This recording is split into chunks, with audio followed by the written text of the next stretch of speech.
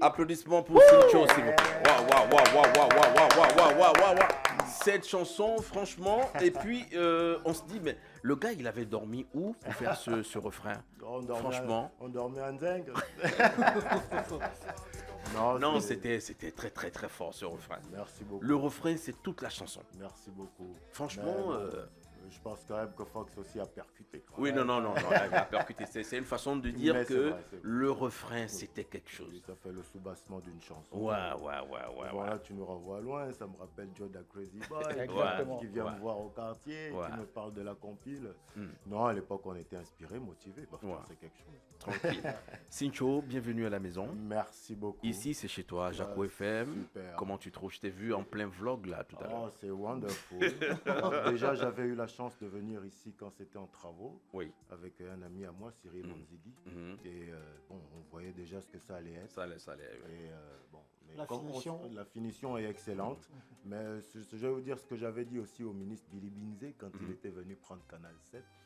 C'est pas les bâtiments qui font un média. Exactement. D'ailleurs, tu peux avoir un très bon média, très beau comme ça, mais après maintenant, c'est les personnes. C'est les personnes. Donc c'est vous qui faites ce média et qu'on écoute tous les jours. Et merci beaucoup. je vous rends aussi hommage. Ouais, merci beaucoup. Un produit de Nzeng. Nzeng aujourd'hui. Qu'est-ce que tu penses de Nzeng? Bah écoute, Nzeng, je pense que Nzeng est resté toujours capitale du rap au Gabon. Parce qu'on a toujours des jeunes, on a toujours des gars comme Rodzeng, on a toujours des gars comme Del Pega, on a toujours même des chanteurs de Ncham, on en a dans Nzeng. Je pense que c'est toujours un centre culturel très actif. Et en plus, on nous a maintenant mis notre stade à Nzeng. Donc la plupart des concerts, moi, je les écoute de chez moi. De chez toi. Donc tu ne forces plus. Non, ça se passe toujours au stade de Nzanyon. Donc je pense, oui, Nzanyon est toujours... Est-ce que si tu avais cette force, tu transformerais Nzeng en commune? Je pense qu'on a essayé de donner la force à des élus. C'est pour ça que j'en parle. Oui, on a donné la force à des élus de faire leur travail, d'aller à l'Assemblée nationale. Certains aujourd'hui sont même maires. Dédicace aussi à Danin Koulou. On espère qu'il va aller au bout du processus. Bon, on a vu déjà depuis qu'il a été élu, il a commencé à nettoyer quand même le quartier. On espère que ce n'est pas juste des effets superficiels. Des effets politico-politiques. Voilà, on espère vraiment. Oui, parce qu'on espère tous vivre dans un environnement sain. On a tous envie d'avoir la possibilité d'emmener nos enfants au parc. Mais dans le quartier où on vit, malheureusement, il n'y a pas de parc. On ne peut pas emmener nos filles. Bon, tu ne vas pas emmener ta fille au rond-point de Nzanyon. Donc oui, on espère toujours que les choses ont changé. Oui, bon, on voit qu'on est dans la 5e République avec des nouvelles mentalités. On va voir. D'accord. De toute façon, on y croit. Oui, on y croit. Et c'est aussi pour ça que chacun de nous rapporte aussi sa pierre à l'édifice. C'est aussi la raison pour laquelle Cincho reprend aussi peut-être un peu du service. Parce que bon. Parlons du service. Qu'en est-il de Télé Africa aujourd'hui? Alors, Télé Africa, c'est un cas très, très, très, très, très délicat, surtout pour eux-mêmes. D'accord. J'ai été nommé en décembre 2020, c'était pour restructurer cette entreprise. Donc TVSAT, parce que Télé Africa n'a pas de personnalité morale. TVSAT était une entreprise qu'il fallait que je restructure. J'ai entamé toutes les restructurations possibles. Je les ai présentées au conseil d'administration. Et tu sais, quand tu rentres dans un climat où il faut changer les choses, il y a toujours des clivages. Ce que je peux dire au grand public, pour ceux qui ont vu comment on m'a peut-être incendié sur les réseaux sociaux, mais quand on est dans des positions de responsabilité, on n'a pas à répondre sur les réseaux. Aujourd'hui, je peux te répondre parce que je ne suis plus en fonction. Donc, ce qui s'était passé, c'est simplement que quand tu veux venir mettre de l'ordre dans un environnement où les gens sont habitués à faire comme ils veulent, tu deviens l'homme à abattre. Lorsque tu veux assainir les comptes d'une entreprise et que les gens... par exemple, une société comme on est là, Jaco FM, si vous n'avez pas de directeur général, tu es sûr que toutes les entrées financières vont être réparties soit aux diffuseurs, soit directement aux annonceurs. Donc, c'est ce qui se passait là-bas. Et on a essayé de faire en sorte que le flux financier aille sur un seul compte pour pouvoir mieux gérer, pour pouvoir faire ce qu'on avait commencé à faire. Parce que je pense que tous ceux qui voient Télé Africa aujourd'hui ont vu qu'on a refait le plateau. On l'avait refait en moins de 3 mois. C'est parce qu'on avait une vision. Après, les personnes qui travaillaient avec nous n'était pas, comment je peux dire, enclin au développement. Et aussi, moi personnellement, ce qui m'a fait renoncer, je peux dire j'ai renoncé, c'est tout simplement parce que le conseil d'administration n'a pas poursuivi l'effort que j'attendais de lui. Et voilà. Je travaillais pour un conseil d'administration et c'est à eux que je rendais des comptes. D'accord.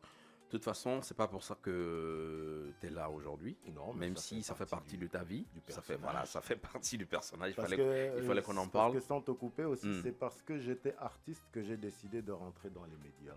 D'accord. Parce que je ne sais pas si tu te souviens, mais à une certaine époque, chanter au Gabon, c'était assez difficile. Les radios ont toujours été un peu plus accessibles à la musique. Qu'à la télé. La télévision nous a beaucoup censurés. Beaucoup censurés. Des fois, tu fais un clip, ton clip passe 2 fois. Et il passe plus jamais. Alors, je m'étais dit, je vais prendre le contrôle des médias pour que ce genre de choses n'arrivent. C'est comme ça que, chemin faisant, je suis devenu producteur, Canal 7, etc., jusqu'à... En tout cas, Donc, ici, tu peux faire confiance à Jaco. Nous, il n'y a pas de sanction ici. Ah non, mais... Lorsque tu es artiste, tu fais du produit, enfin, tu nous offres, tu sors des produits très frais, très potables. Nous sommes là pour la promotion de ça. De toute façon, toi-même, quand tu vas repartir chez toi, tu vas écouter la radio à partir de ce soir. Tu nous diras par rapport à ce que tu es venu nous présenter. Tu me diras dans une semaine, tu me diras. Mais je peux aussi déjà te dire que vous êtes le premier média dans lequel je reviens en tant que Sinchpo depuis plus de 10 ans. Ben ouais. Donc c'est pas par hasard. Nous sommes honorés. On peut applaudir pour ça. Franchement, nous sommes honorés. En tout cas, c'est vraiment un plaisir. C'est vraiment un plaisir de te recevoir. Parce qu'aujourd'hui, tu es venu nous présenter ton nouveau titre, Le mal du pays. Et moi, j'ai comme l'impression que dès le début, dès l'entame de ton intervention, tu avais déjà commencé à parler de ce mal. C'est quelque chose qui, je pense, est récurrent parce que quand on aime son pays, comme tu l'as dit, parler par exemple rien que du quartier, on a envie que les choses s'améliorent. Donc voilà, aujourd'hui c'est vrai qu'on est dans un nouveau cycle, il y a toujours certaines choses qui subsistent et ce n'est pas le gouvernement qui va tout changer. Chaque Gabonais doit changer sa mentalité. Et dans cette chanson, je parle du mal que j'ai de voir le Gabon de rester d'une certaine manière. Et je parle aussi à la diaspora qu'on voit beaucoup sur les réseaux sociaux. Je pense que avec le nouveau gouvernement, avec la 5e République, cette diaspora devrait comprendre qu'elle a un rôle plus grand à jouer plutôt que celui de simple critique, de venir au pays et d'investir. Parce que nous qui sommes ici, on a des sociétés, mais on sait, toi et moi, qu'avoir des crédits au Gabon, c'est très difficile. Bon, eux, ils sont à l'étranger. Ils sont dans des contextes qui sont... Voilà. Qui On ne vit pas les mêmes réalités. Voilà, donc si vous voulez aujourd'hui que le Gabon se développe, c'est aussi à vous de venir au Gabon et d'investir pour que le Gabon soit ce qu'on veut qu'il soit. Je profite de cette tranche pour ouvrir une fenêtre à notre politiste, Claude Césaire, parce que ce dont tu viens de parler, il en avait déjà parlé dans une de ses analyses. Et donc, si tu veux profiter pour vous poser une question dans ce sens, à Sinch, bah, écoute, c'est direct. On va avancer peut-être. D'accord, tout à l'heure D'accord, ben c'est comme tu veux. Et donc, dans cette chanson, Le mal du pays, déjà, c'est un projet que tu comptes boucler dans les mois à venir, mais tu commences par ce titre-là. Alors, l'album ou l'EP qui va sortir, est-ce qu'on a déjà le son, est-ce qu'on a déjà le titre, est-ce qu'on a déjà un peu les thèmes autour desquels tu vas gravir? Bon, je communique clairement sur le titre de mon album parce que même ce que j'ai sorti, Le mal du pays, c'est un clip vidéo. C'est vrai qu'il est fait avec l'IA. Parce qu'aujourd'hui, maintenant, il faut vivre avec son temps. D'accord. Et puis, je suis réalisateur et tu sais que j'aime bien l'aventure, j'aime être avant-gardiste. Alors, l'album s'appelle Le Dernier des Primes. Le Dernier des Primes. Ouais. Ok. Alors, prends-le comme tu veux, dans double sens, triple sens. Donc, Le Dernier des Primes, c'est un projet que j'ai initié à cause de toutes les personnes que je croise un peu partout où je vais au Gabon, quel que soit le milieu. Des fois même c'est dans ton bureau de directeur général qu'à la fin d'une conversation, quelqu'un te dit « mais DG, vous chantez plus ». Tu arrives dans une station, tu baisses la vitre, tu mets ton carburant, tu dis « mais c'est comment ?» Tu leur dis « mais il y a beaucoup d'autres musiques ». Ils te disent « oui, il y a la musique des jeunes, mais nous on veut ta musique là, ce qu'on écoutait ». Et c'est vrai que ça motive à repartir au studio, ça motive à ressortir des nouveaux morceaux. Bon, je l'ai appelé Le Dernier des Primes, cet album à venir en référence d'abord à Optimus Prime. sais, dans Transformers. Transformers. C'est le dernier des Primes. Et il a toute une mission. Il doit sauver tous les Transformers. Donc il y a ce côté où il y a toujours cette vision héroïque du personnage, où on a envie quand même d'apporter effectivement un dernier nouveau souffle à notre genre musical à nous, qui est un peu pris par l'Ancham, il faut avouer. Et j'ai aussi choisi ce titre parce qu'effectivement, il va un peu à contre-courant de ce qui se fait. C'est pas une chanson dansante du tout. Au moins comme ça, dès le début, les gens comprennent que bon, on n'est pas dans quelque chose de dansant ou qui cherche forcément un impact commercial, mais on rentre dans le créneau qui est le nôtre, c'est-à-dire celui des lyricistes, celui des messages, du message apporté. Le plus important, c'est de toucher le cœur et voilà. En tout cas, message, on va l'écouter, on va essayer de toucher les cœurs avec cette chanson que tu es venu nous présenter, Le mal du pays. Cincho chante, écoute ça. Il est venu nous présenter cette belle chanson, Le mal du pays. Petit pays, t'es ma maladie, petit pays. Et juste avant la publicité, on en parlait, voilà, donc le projet autour de cette chanson, Le mal du pays, c'est un projet assez costaud et dans ton développement, j'avais envie de te poser la question, mais je me suis dit, bon, on allait revenir après la pub. T'es fan de super-héros? Ah bah oui. Ah ouais. Moi, tu sais, j'ai 2 grands frères, mais j'ai vécu beaucoup seul. Donc mes références, mes amis, c'était la télé. Et mon super-héros, c'était Seiya, Chevalier du Zodiac. Et c'est pourquoi quand des années plus tard, Christophe m'a donné un jour le livre de Tirandondutum, que j'ai lu le Mvet, bah, j'ai compris que en fait, l'Afrique aussi avait des héros à proposer et à vendre. C'est pour ça, voilà. Non, je suis fan de héros, oui. D'accord, tranquille. Allez, Kenny Terence, question pour Cincho, c'est parti. Je ne sais pas si on va appeler ça des questions, parce que franchement, Cincho, c'est une grosse référence en termes de musique urbaine au niveau du Gabon. Et l'histoire, bien évidemment, de cette musique urbaine te donne une place assez importante au vu de ta carrière, notamment entre début des années 2000 et la fin des années 2000, c'est-à-dire autour de 2000, parce que ça fait plus de 10 ans que tu as disparu, que tu as arrêté. Donc, moi, je vais parler du titre album photo, parce que c'est à partir de là que tu t'es imposé comme, on va dire, le roi des feats. Tout le monde te sollicite, tout le monde veut ta voix, tout le monde veut tes paroles, tout le monde veut ton hook, comme on dit en anglais. Et je vais citer quelques-uns là très rapidement. Album photo avec Foslo XD, Ne ferme pas les yeux sur l'album d'Aïeux, Antono sur l'album de Miss Mapping, Toute ma vie avec la gaffe, Les 9 routes avec Dash Gun et Lord 7, Volma avec Do, La raison du poison, L'envol, ça ce sont tes titres solo. Il y a également Laisse-moi vivre ma vie, Cantique des cantiques également. Alors justement, parlant de cantiques, je vais d'abord m'arrêter là. Si tu nous disais un peu plus sur cette chanson. On a parlé ici comment dire, d'une chanson qui était un peu plus enracinée en fait dans ta culture fan. Est-ce que c'est véritablement le cas? Parce qu'il y a beaucoup qui ont un peu parlé dans tous les sens. Cantique des cantiques, ça fait référence aussi un peu à un peu ce que avait déjà fait Mauvaise Haleine. Donc Cantique des cantiques, pour toi, c'est plus de la culture fan. Mais Cantique des cantiques, c'est celle que la chanson que les gens appellent héros. Hein. Héros, mon héros, c'est celle-là, Cantique des cantiques. Le Cantique des cantiques, simplement, bon, peut-être parce que les gens souvent manquent un peu de culture générale, excusez-moi pour la peine. Si, ils le font. C'est un extrait de la Bible. Hein. Ça veut dire dans la Bible, il y a des poèmes qui s'appellent les Cantiques des cantiques. C'est des poèmes d'amour qu'un amoureux fait à son amoureuse. Donc c'est pourquoi j'ai appelé cette chanson comme ça, parce que c'était vraiment une chanson, je pense que toutes les âmes masculines peuvent faire à une âme féminine. Une déclaration. Voilà. Tu as parlé tout à l'heure justement de fans de héros, de bandes dessinées et autres, mais notamment de la bande dessinée sur l'Umvet, de Tirandondutum. Voilà, moi j'ai vu il y a quelques années un morceau, mais en forme de film que tu avais produit, je pense bien. Est-ce que c'est de cet amour-là pour la BD que tu as mis ça en production? Alors, il y a différents projets que j'ai pu faire effectivement à partir du Mvet. J'ai pu faire l'adaptation de la bande dessinée donc, de Privat Ngomo, qui s'appelait Alum Domingo, que j'ai transformé en conte mouvant.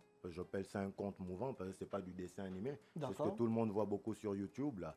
Donc c'est un conte qu'on a fait un petit peu pour... parce que tu sais, beaucoup de gens parlent du Mvet, mais ils ne savent pas c'est quoi le Mvet.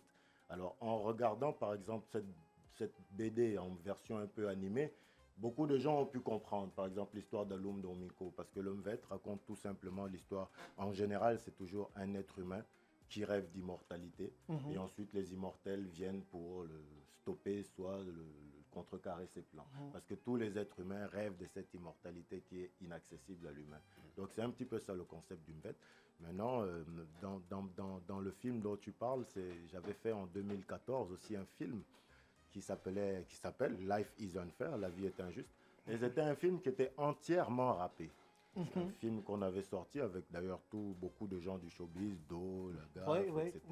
Et dans ce film-là aussi, on avait fait une partie enfant. Parce que je pense qu'il faut aussi, oui, effectivement, proposer un petit peu nos cultures à l'humanité. Artiste, musicien, auteur, compositeur, producteur, mais aussi réalisateur. Et puis, il n'y a pas très longtemps, on t'a vu comme présentateur. Hein? C'est quoi la prochaine étape? Bon, tu sais, il n'y a pas très longtemps, hein, déjà à Canal 7, je présentais déjà des émissions de télé.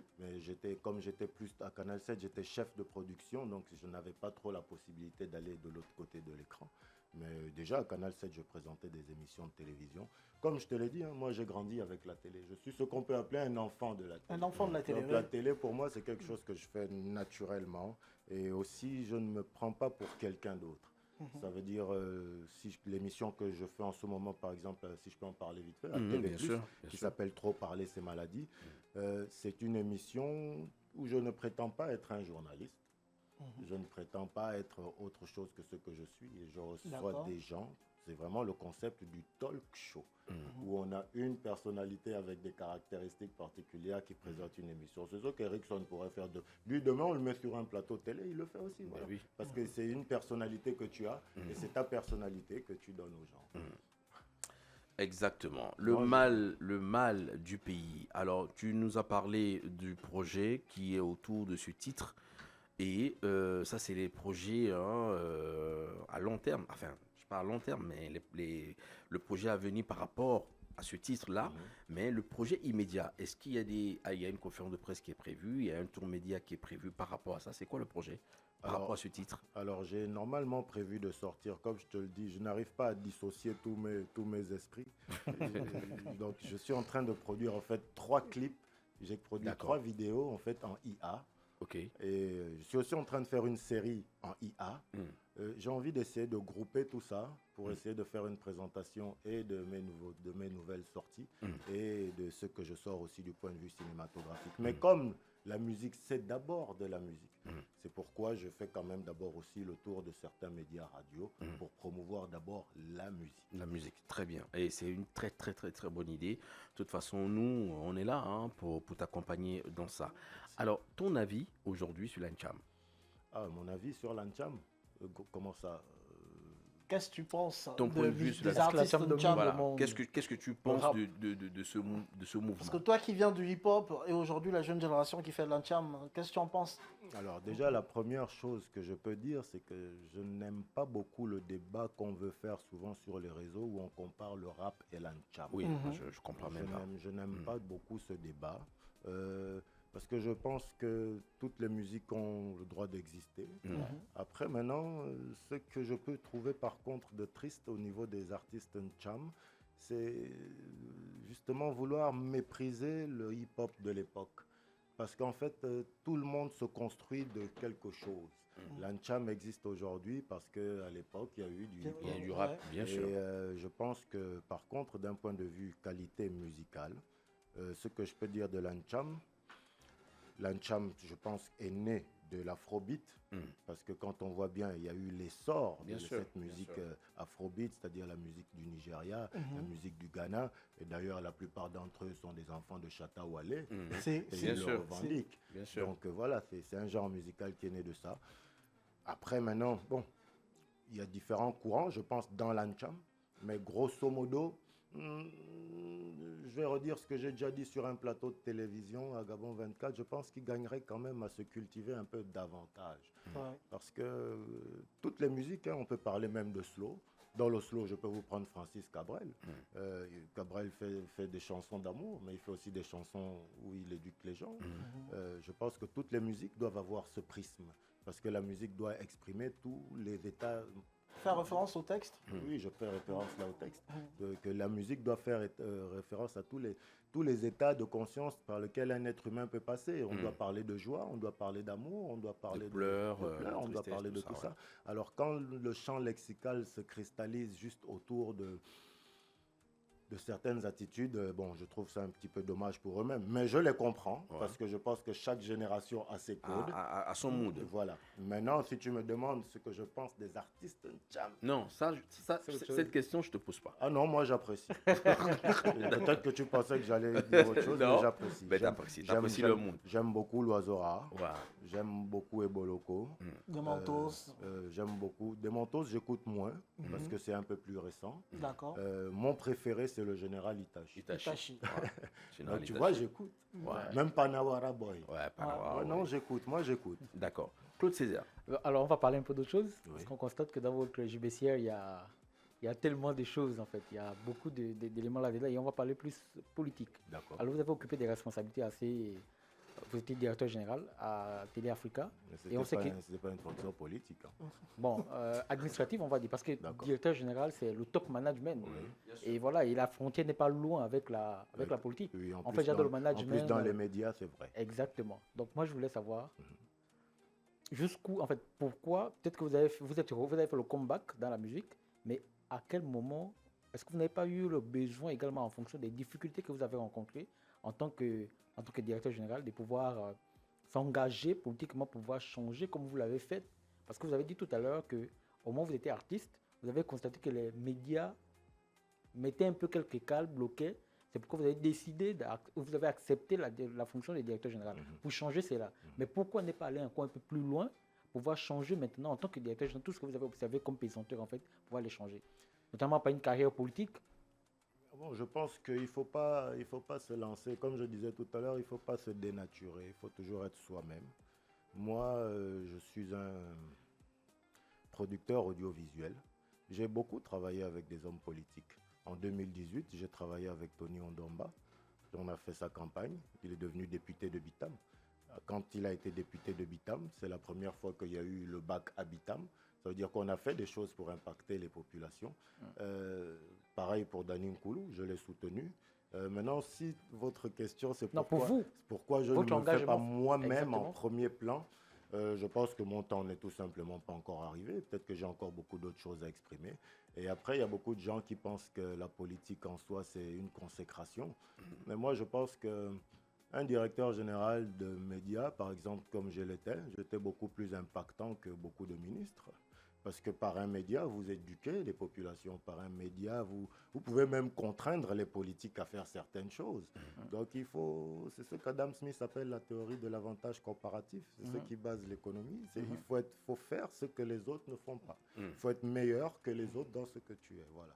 Donc pour l'instant, je ne pense pas être encore assez armé pour dire que je vais faire de la politique, surtout dans un environnement comme le nôtre. Je trouve qu'ici, au Gabon, la politique, c'est flou. Lorsqu'on a vu le président Oligui Nguema arriver au pouvoir, on pensait qu'on allait voir autre chose. Moi qui suis effectivement quelqu'un qui suis dans les milieux, bon, moi quand je regarde, je vois les mêmes personnes.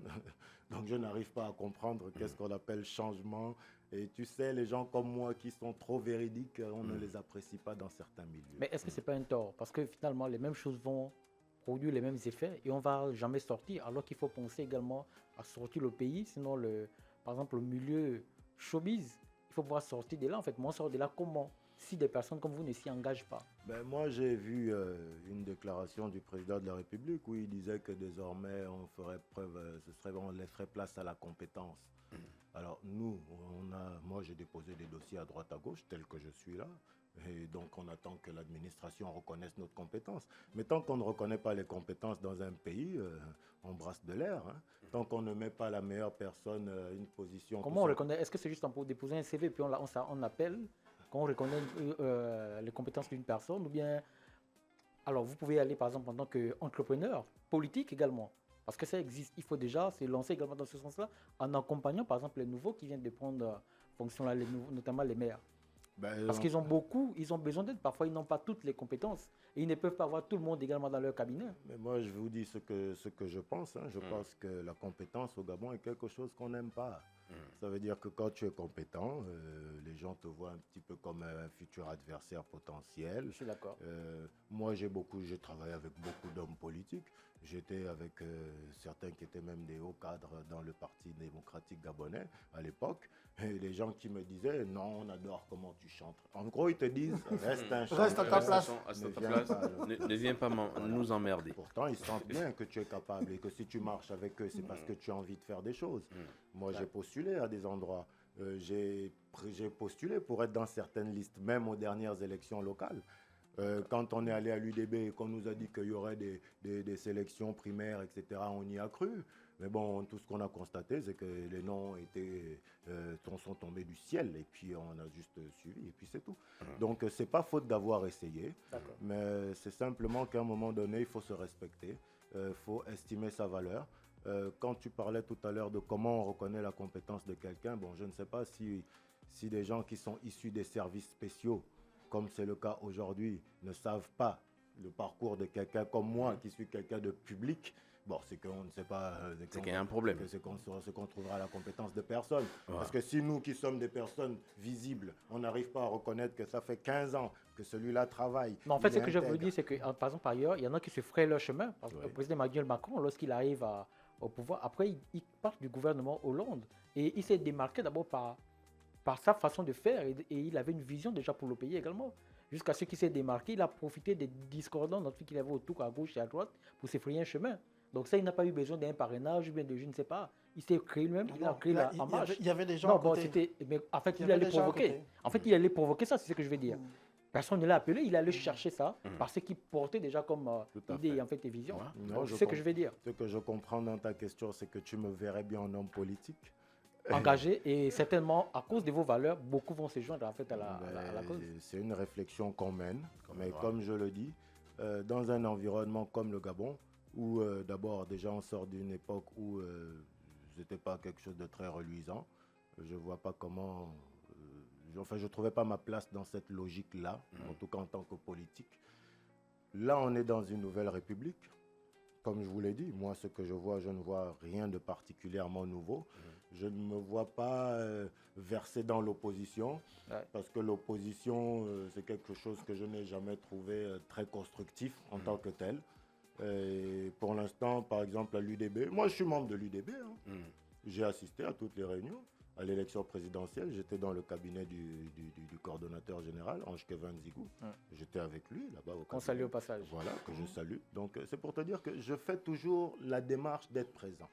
Mais après, tu as parlé de Macron. Macron ne s'est pas fait seul. Non, absolument pas. Macron ne s'est pas fait seul. Il avait vraiment des gens très puissants Qui ont derrière cru en lui. lui parce qu'il portait un projet déjà. Je sais portait pas si déjà c'est- des idées, Je sais pas portait si déjà une c'est- je vision. sais pas si c'est lui qui portait le projet ou si Bon. c'est un projet qu'on lui a dit tiens, vas-y, soulève. En tout cas. Mais je comprends ta remarque, c'est pour dire Sinch essaye de t'engager politiquement, il y a quelque chose à faire. Bon, quoique la politique n'est pas le seul moyen non plus pour s'en sortir. Moi, je dis toujours, notre jeunesse, il n'y a pas que la politique. Voilà, Sincho, si tu peux rester faire la musique, qu'on reconnaisse ton talent dans la musique, reste rappeur. Non, mais ça c'est reconnu. C'est les gens Fais-nous de la Il musique. peut faire bouger les Franchement, choses aussi voilà, à travers moi, sa à musique. travers la musique, moi, je t'encouragerais même pas à aller faire un truc en politique parce que là-bas, laisse-les faire les choses là-bas. Tu sais, c'est quelque Fais la chose. musique. quelque Mais c'est chose- politique, hein, la musique également. Voilà, c'est quelque chose que je trouve assez quand même, je ne sais pas si je peux dire triste, mais au Gabon, on ne respecte pas les artistes. Ouais, Ben, ça, parce c'est- que- ça, c'est sûr. Parce que les artistes aussi eux-mêmes manquent un peu de caractère. Parce que, excusez-moi, mais moi, le président de la République, il doit me recevoir, moi, en tant que Sinch, plutôt que Steve Ondo Metogo, DG de médias. Parce qu'il doit respecter le parcours de Sinch et il doit savoir que si Sinch se lève et fait une chanson, il peut créer quelque chose. Quelque chose peut se passer. Si un artiste doit être respecté pour ce qu'il est et un artiste n'a rien à envier à un homme politique. Et c'est ce que je dis souvent à tous les hommes politiques avec lesquels j'ai marché, ils ont toujours été frustrés. Pourquoi? Parce que quand on arrive quelque part, je suis plus connu qu'eux. Lui, il est politicien, mais moi, je suis Oh, c'est un normal. artiste. Ouais, Oh, voilà. c'est normal. Toi, tu es une star. Voilà. Un homme politique, c'est pas une star. Donc, En fait, c'est même bizarre, quoi. Oui, Je c'est comprends pas ça. donc écoute, en c'est vérité, normal. et c'est pour ça que je te dis, moi, je les ai toujours accompagnés, mais je me suis jamais vu à leur place. Parce que personnellement, je me trouve plus qu'eux. Bah ouais. Et en plus, il y a la matière. En tout cas, Cinch était notre invité. Il est venu nous présenter sa chanson, Le Mal du Pays, qui fera partie de son, de son EP qui sortira dans quelques mois. Vous l'avez entendu. Hein. Donc, ça sera quoi déjà? Le dernier Des Prime. Voilà. Ouais. Donc, Ah oui. l'album est assorti dans les mois à venir. Mais on va continuer de déguster cette belle chanson, Le Mal du Pays. Vous l'aurez en programmation libre sur Jaco FM également. Cinch, avant de partir, Oui. est-ce qu'il y a quelque chose qui te tient à cœur qu'on n'a peut-être pas abordé lors de cette interview? Non. Je pense qu'on a vraiment parlé entre nous, hein, de Ouais. tout ce qui nous concernait. Ben, bien sûr. Seule chose qui peut me tenir à cœur, c'est de faire une dédicace à Gueule d'Amour. Bah oui. Le frère. Parce que Gueule d'Amour, beaucoup ne le savent pas, mais c'est le premier qui m'a vraiment enregistré. Ouais. C'est lui qui a enregistré pratiquement 90% des sons de mon premier album, Il était une fois le Talion, Ouais. Matlanga, etc. Matlanga, c'est lui oui. qui a enregistré tout ça. Alors, Donc, depuis une semaine, c'est lui qui m'a dit petit frère, tu reçois Cinch. Il me l'a dit lundi à 8h. Il me l'a rappelé lundi à midi. Il me l'a rappelé encore à 20h. Mardi, 7h, 8h, 10h, 14h. J'en pouvais plus. Ben, écoute, C'est pour ça c'est chez qu'on- toi. c'est pour ça mais qu'on c'est- l'aime. Oui, c'est la Non, on famille. l'aime, Non, on mais c'est l'aime, tranquille, c'est c'est la famille. Tu es là. On a été aussi très, très heureux de te recevoir. Le Mal du Pays. Merci. Merci pour ce que tu fais. Merci pour la musique que tu offres, franchement, dans ce milieu. Et nous, ce qu'on sait faire à Jaco FM, c'est bien sûr mettre la lumière, faire la promo de tout ce qui nous offre de belles, comment on dit, de beaux produits comme ça. Voilà. Merci. Écoute, Cinch. Merci Erickson, long parcours. Ouais. Tu vois, tu parlais tout à l'heure de comment reconnaître les compétences. Mais non, on connaît tous les compétences. On sait tous qui a fait quoi. Ouais. Si quelqu'un te dit qu'il ne sait pas qui est Erickson, qu'est-ce qu'Erickson fait depuis des années? Bon, voilà. Quand on ouvre Jaco FM et qu'on te dit Erickson à la radio, bon, tu sais déjà ce Ouais. que ça va être. Ouais. Le top. Forcément. C'était le top et je vous remercie. Merci beaucoup. Allez, bon week-end. Jaco FM 98.3. Jaco FM.